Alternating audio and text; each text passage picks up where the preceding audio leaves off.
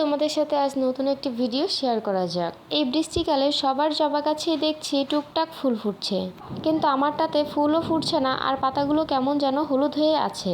আর agar পাতাগুলো দেখছি কেমন কুকড়ে কুকড়ে গেছে। তাই আগার দিক থেকে একটু ছেটে দিলাম, এতে করে আমার গাছটা কিন্তু আরো ঝোপালো হয়ে উঠবে।